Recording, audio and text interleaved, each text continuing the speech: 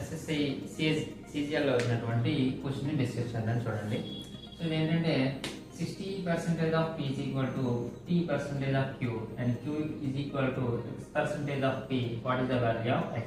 So ఇలాంటి questions వచ్చేటప్పుడు చాలా మంది స్టూడెంట్స్ ఏం చేస్తారంటే ఏదో టఫ్గా ఉందని ఆలోచించి ఇలాంటి సమ్స్ విడిచి పెట్టిస్తుంటారు, కానీ చాలా ఈజీగా సాల్వ్ చేసి చూడండి. సో మనకి ఏమి ఇచ్చారండి 60% ఆఫ్ P.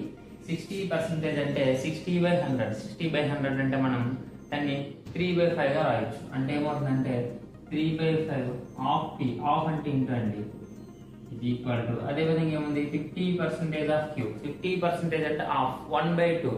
ఆఫ్ ఉంది కాబట్టి ఇంటూ 1/2 ఇంటూ Q. ఫస్ట్ దీన్ని సాల్వ్ చేద్దామండి.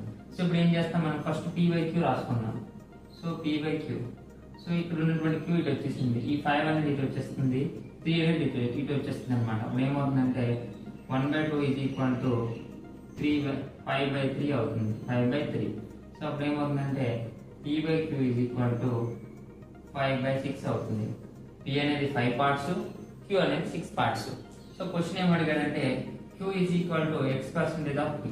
Q అంటే ఏంటి 6 parts is equal to X% of, X% అంటే X/100, ఓకేనా, ఇంటూ P. అంటే P వాల్యూ ఏముంది ఇక్కడ 5.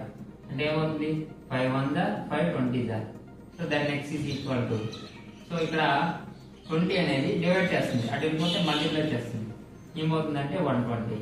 సో X వాల్యూ అనేది 120. ఆప్షన్ E అనేది మన యొక్క ఆన్సర్ కరెక్ట్ అవుతుంది. ఇది ఎస్ఎస్సి సిజిఎల్ మెయిన్స్ వచ్చినటువంటి క్వశ్చన్.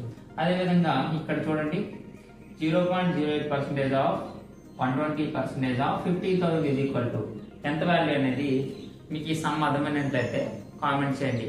అలాగే మన ఛానల్ సబ్స్క్రైబ్ చేసి మీ ఫ్రెండ్స్ అండ్ ఫ్యామిలీ మెంబర్స్కి షేర్ చేయండి. Thank you all.